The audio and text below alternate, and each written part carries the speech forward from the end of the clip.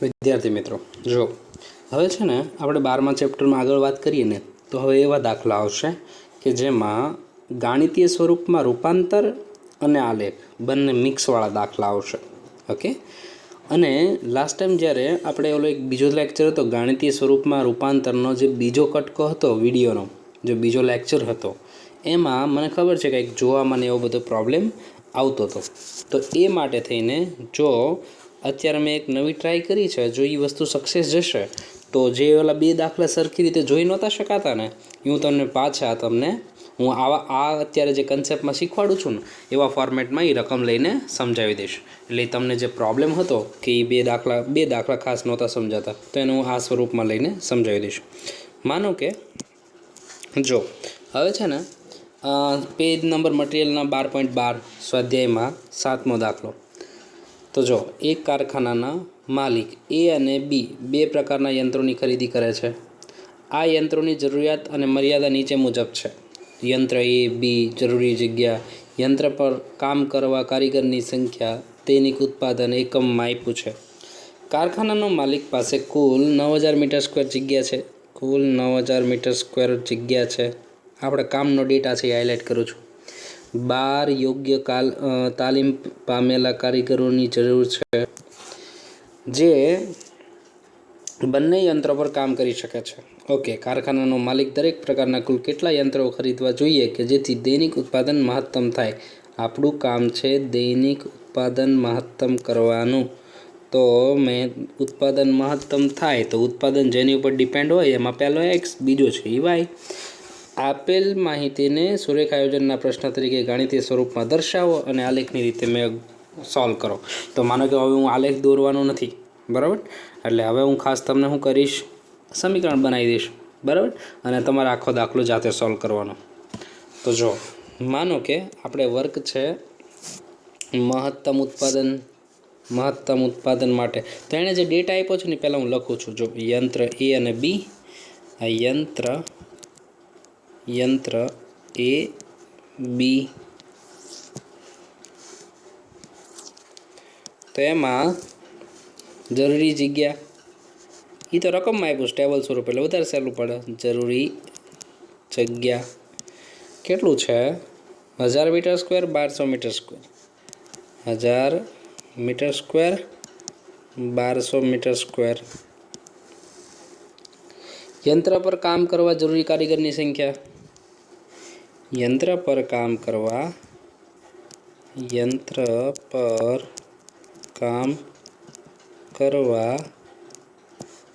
જરૂરી કારીગરની સંખ્યા.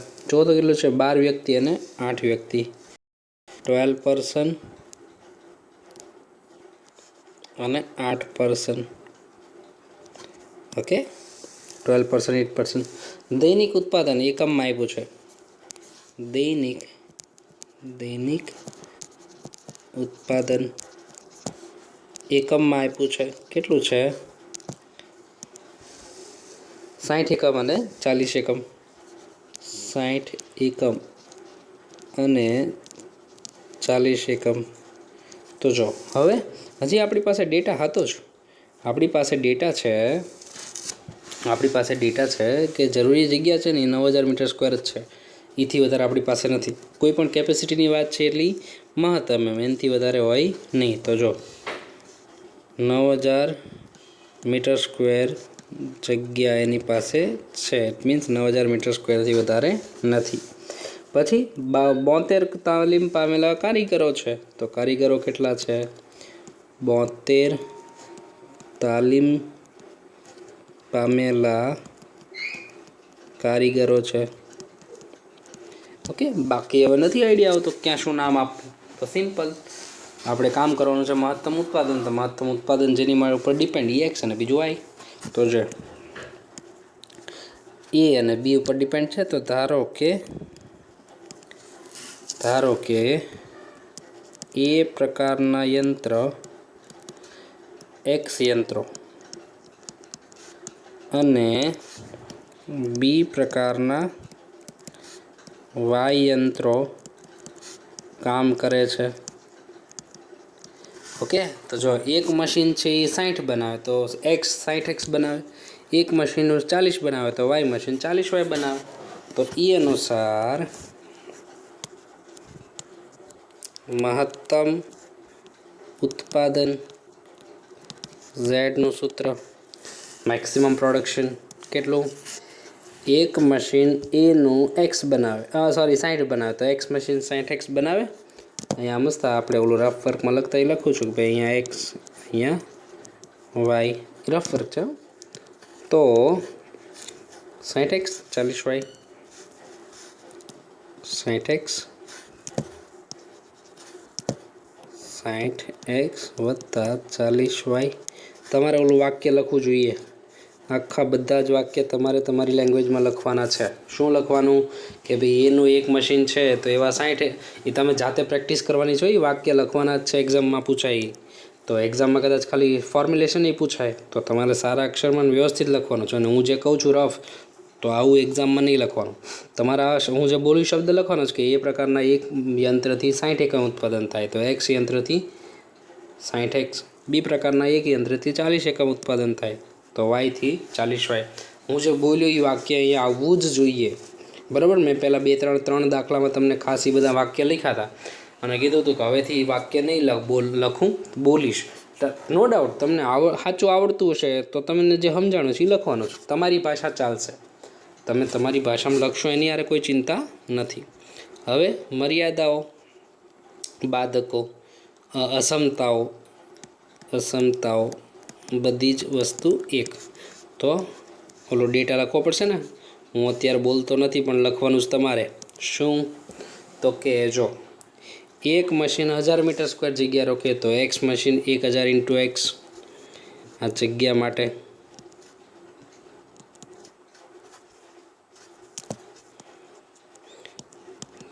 માટેની વાત છે.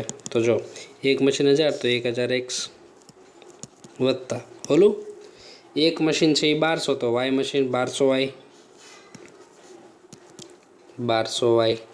અને આપણી પાસે જગ્યા 9000 મીટર સ્ક્વેરથી વધારે નથી. 9000 મીટર સ્ક્વેરથી વધારે જગ્યા આપણી પાસે નથી. જો તો હું 2 0 ઉડાડી દઉં તો 10x 12y 2 0 ઉડાડી એટલે 90. હજી 2થી ભાગ ઉડાડી દઉં તો 5x 6y અને 45. આ પહેલી અસમતા થઈ. 5x 6y અને 45 આ પહેલી અસમતા. ઓકે, બીજી અસમતા માટે બીજી અસમતા જરૂરી કારીગરો ઉપરથી બનશે. કારીગરની સંખ્યા અનુસાર પરથી બને છે. અહીંયા મેં લખ્યું નથી, તમારે લખવું જોઈએ. તમારે લખવાનું છે બધા વાક્ય ખાસ. તમારે વાક્ય ખાસ લખવાના. શું? એ પ્રકારનું એક યંત્ર 1000 મીટર સ્ક્વેર જગ્યા રોકે છે તો એક્સ યંત્ર 1000x જગ્યા રોકે.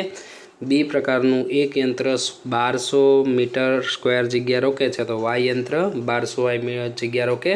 અને જે આપણી પાસે જરૂરી જગ્યા 9000 મીટર સ્ક્વેર છે તો 9000 મીટર સ્ક્વેરથી વધારે જગ્યા આપણી પાસે નથી. એટલે કે 9000 મીટર સ્ક્વેર કરતાં તો એ ઓછું જ રહેવું જોઈએ. સેમ કારીગર માટે વાત કરું તો એક યંત્ર પર 12 પર્સન જોવે તો એક્સ યંત્ર પર 12x જોવે. એક યંત્ર પર 12, હું જે બોલું છું એ લખવું જોઈએ. એ પ્રકારના એક યંત્રમાં 12 કારીગરો જોવે તો એક્સ માટે 12x જોઈએ. બી પ્રકારના એક યંત્ર પર 8 કારીગરો જોઈએ છે તો વાય પર 8y. જે કાંઈ બી તમે વિચાર્યો છો અને સાચું વિચારતા હશો તો એ જે વિચાર્યું છે એ લખવાનું છે. તમારી ભાષા ચાલશે પણ લખવું જરૂરી છે. કોઈ પણ ડિસ્ક્રિપ્ટિવ આન્સર શીટમાં હું તમને આવું લખ્યા વગરનું જોઈ જઈશ તો હું બીજા પણ માર્ક કપાઈ લઈશ. ખાસ યાદ રાખજો.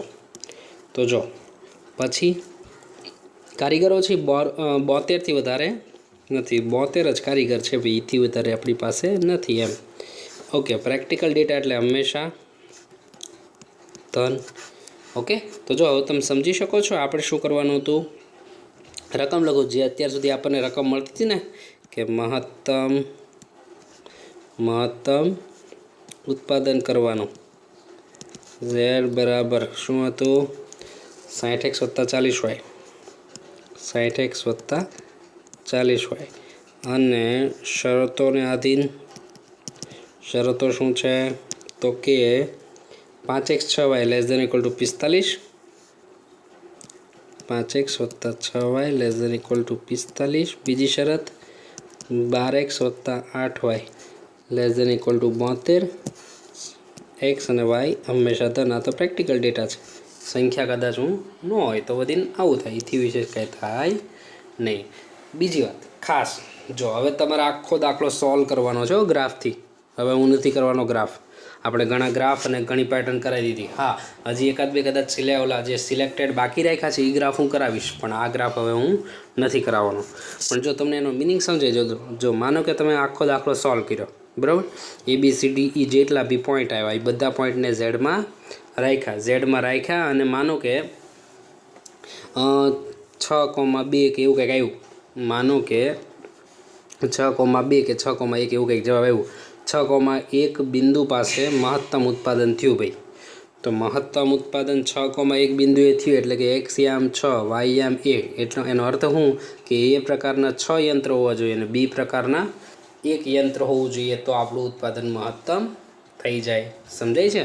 એનો મતલબ છે ને. હવે તમને જો આ આખું ચેપ્ટરનું પ્રેક્ટિકલ લાઈફ આખી ખબર પડી જવી જોઈએ. આખા ચેપ્ટરની પ્રેક્ટિકલ લાઈફ તમને હવે પકડાઈ જવી જોઈએ, બરાબર. કે જો એ આખો કોઈ પણ કંપની છે એને આવી રીતે ડેટા એનાલિસિસ કરી કાઢે અને પછી તમને એને મેક્સિમમ તમે એના રિસોર્સિસ ઉપયોગ કરી શકો. તમે એને તમારી પાસે જેટલા સાધનો છે એને મેક્સિમમ ઉપયોગ કરી શકો એવું તમને આ લોકો ક્રાઇટેરિયા બનાવીને આપે ઓટોમેટિક. એટલે તમને આઈડિયા આવી જવો જોઈએ કે આ ચેપ્ટર આમ છે સહેલું, પણ રિયલ લાઈફમાં one of the important chapter છે. રિયલ લાઈફમાં મેનેજમેન્ટ લેવલે ઘણો ઉપયોગી ચેપ્ટર છે.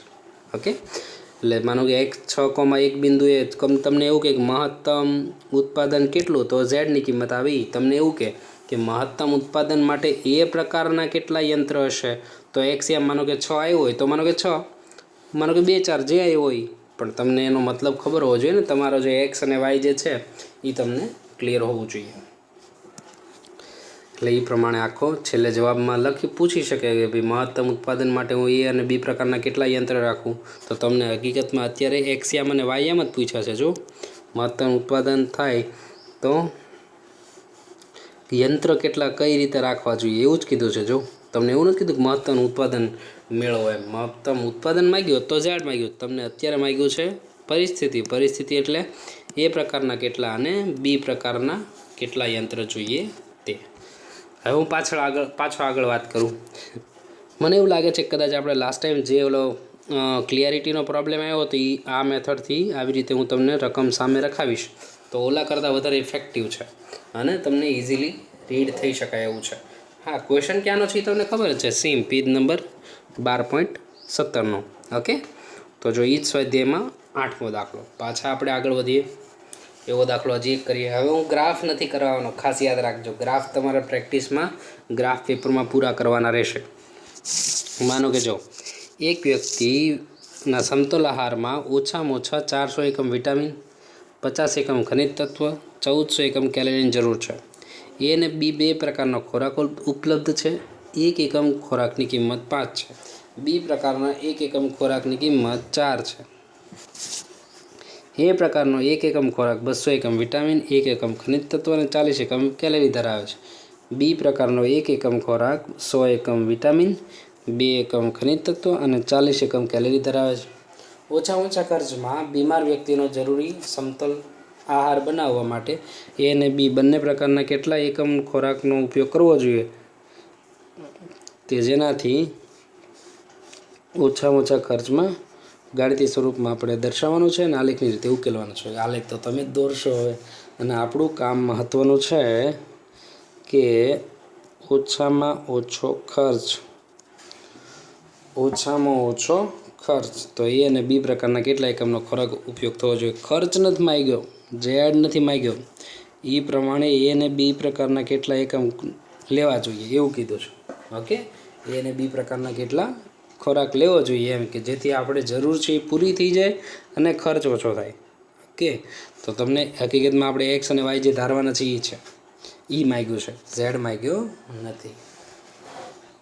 તો જો ઓછામાં ઓછો ખર્ચ જેની ઉપર આધારિત હોય એ એક્સ અને બીજું વાય, તો એનો ખર્ચ આપ્યો છે એટલો અને બીનો ખર્ચ આપ્યો છે એટલો. તો એ ખર્ચનું વિધેય પહેલું છે એક્સ, બીજું છે એ વાય. તો જો ધારો કે સોરી પહેલાં હું માહિતી ડેટા ભેગા કરું કે ખોરાક એ અને બી આપણે એકવાર એવો દાખલો આવ્યો તો ખોરાક F1 F2 વાળો એની જેવો જ છે.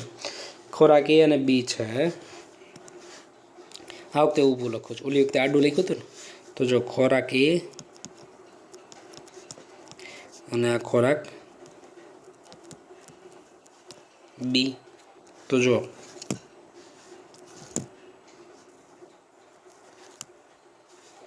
તમારે વ્યવસ્થિત ટેબલ જ બનાવવાનું છું. ખર્ચની વાત કરું તો ખર્ચ કેટલો હતો? એ પ્રકારનો ખર્ચ છે એનો 5 રૂપિયા, બીનો 4 રૂપિયા.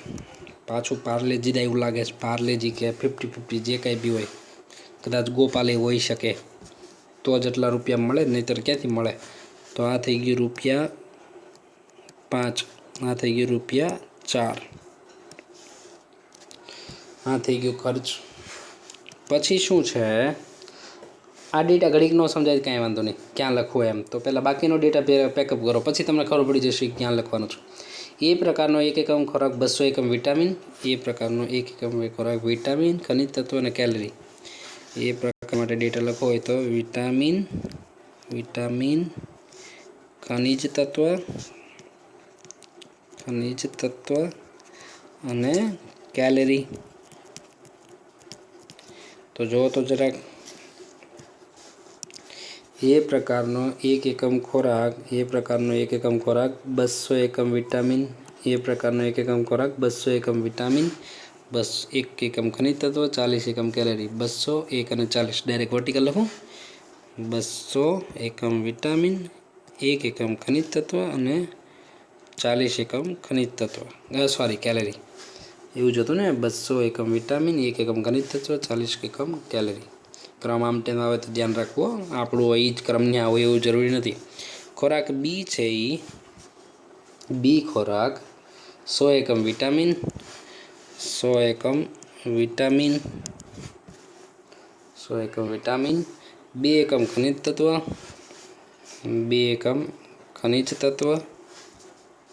2 એકમ ખનિજ તત્વ અને 40 એકમ કેલરી. 40 એકમ કેલરી ધરાવે છે. ઓછામાં ઓછો ખર્ચો કે હજી આપણે ઉપરના ડેટા બાકી જ છે કે ભાઈ આપણે છે ને ઓછામાં ઓછા આટલું તો મળવું જોઈએ. ઓછામાં ઓછું 4000 એકમ વિટામિન મળવું જોઈએ. ઓછામાં ઓછું 4000 એકમ વિટામિન મળવું જોઈએ. તો જો ઓછામાં ઓછું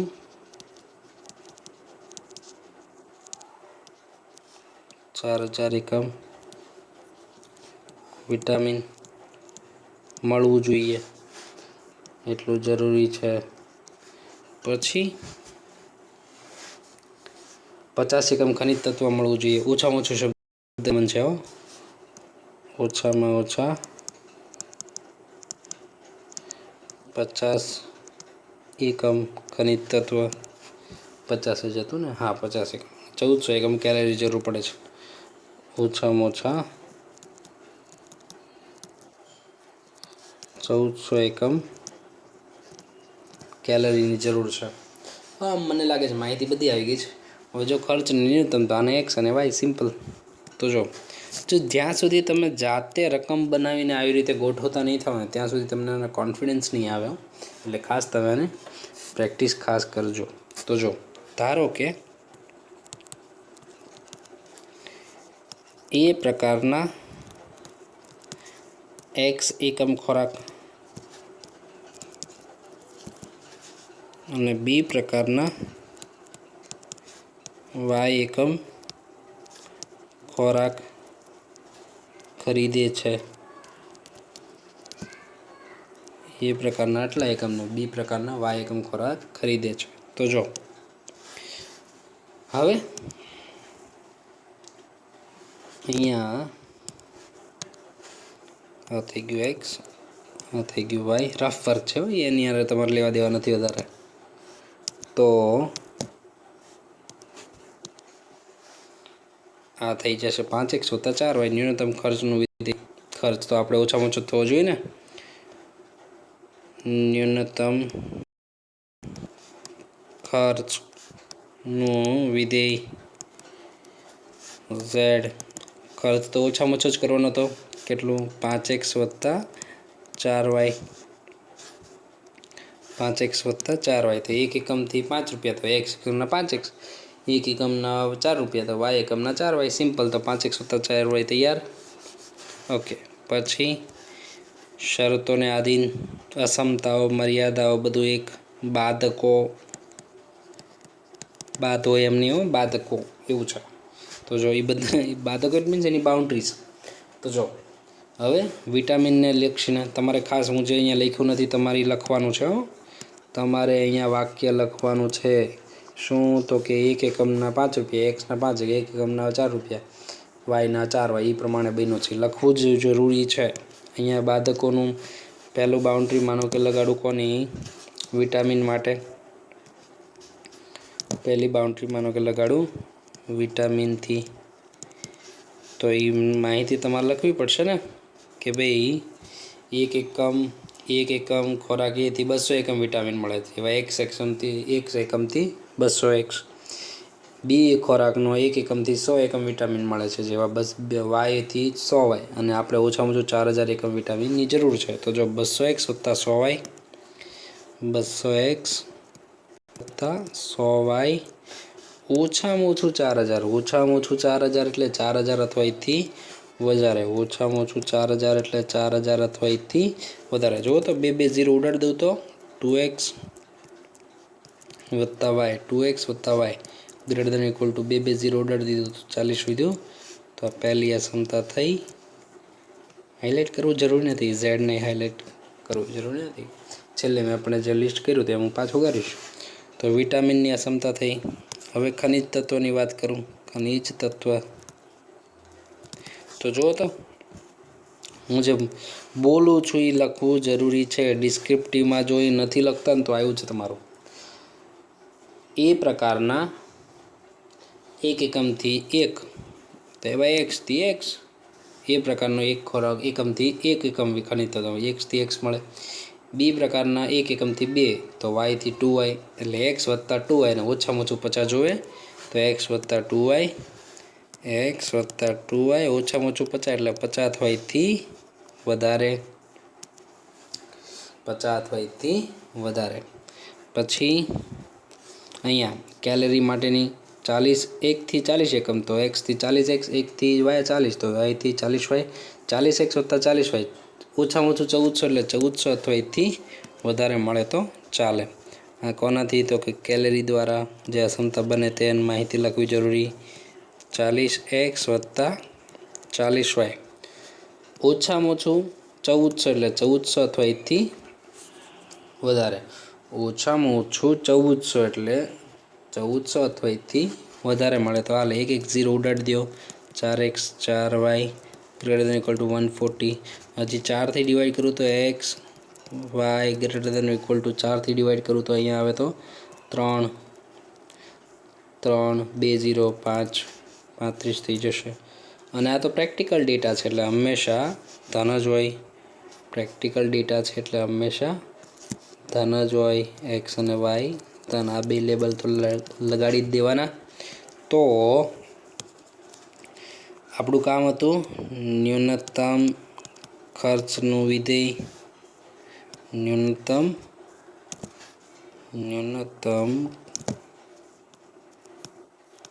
ખર્ચનું વિધેય ઝેડ. તો એ આપણે થયું 5x વત્તા 4y. 5x વત્તા 4y. નીચે છે ઓલું શરતોને આધીન. આપણી એવી રકમ આવતી ને, રકમ આપણે એવું જ હતું કે આ શરતોને આધીન આને ન્યૂનતમ કરો એમ. તો હવે એ બધું આંકડાકીય પ્રેક્ટિકલી એનો અર્થ શું હતો એની સાથે દાખલો આવી ગયો હવે તો. ઇટ મીન્સ હવે તમને ચેપ્ટરમાં કંઈક ક્વેરી ન હોવી જોઈએ કે આ ચેપ્ટર શું કામ છે, એનો મતલબ શું છે, એવો ડાઉટ તમને હોવો જોઈએ નહીં. 2x plus y greater than equal to 40. 2x plus y greater than or equal to 40. પછી x વત્તા 2y greater than equal two 50. અને x વત્તા y 45 કરતાં મોટું ઇક્વલ ટુ આવશે 45 સોરી 35 નહોતું, 35 હતું. ક્લિયર. અને અહીંયા એક્સ અને વાય 3. આ ગ્રાફ તમે ખાસ આ ગ્રાફ તમે છે ને ખાસ હું આખું ચેપ્ટર પૂરું કરું ને પછી કરશો, કેમ કે મેં હજી આની જેવું બોર્ડવર્ક તમને સોલ્વ કરતા નહીં આવડે. ઓકે, ખાસ આખું ચેપ્ટર ટોટલ ચેપ્ટર આખું કમ્પ્લીટ કરું ને, કમ્પ્લીટ કરો પછી તમે જાતે ગ્રાફ ડ્રો કરશો. ત્યાં સુધી આની ચિંતા કરશો નહીં. ઓકે, કેમ કે મેં હજી ભણાવ્યું નથી. આ પેટર્નનો ગ્રાફ મેં હજી શીખવાડ્યો જ નથી, એટલે એ તમે જોઈને ન બીતા. કદાચ હા તમારે દોરવો હોય તો ખાલી દોરી રાખજો, કદાચ તમારે ડ્રો કરવો હોય ને તો ડ્રો કરી રાખજો, પણ એમ ના મૂકી દેજો. કદાચ તમારે ડ્રો કરવો હોય ને તો ખાલી ડ્રો કરી રાખજો કે ખાલી દોરી રાખો. તમને પૂરો કરતા નહીં આવડે, ખાલી દોરી રાખજો ને, બધી રેખા દોરી રાખજો, એરો મારી રાખજો. ફાઇનલ જવાબ હું આપતા હજી શીખવાડીશ, બરાબર. એટલે કોઈ પણ ગ્રાફ છે અને દોરવું હોય તો દોરવાની છૂટી છે, તમને હજી જવાબ દેતા નહીં આવડે. માનો કે છે ને મેં વચ્ચેના 4-5 દાખલા છોડેલા છે ને, એનો તમારે ગ્રાફ દોરવું હોય તો દોર નાખજો, પણ એનો ફાઇનલ જવાબ દેતા હજી નહીં આવડે, એ હું શીખવાડીશ.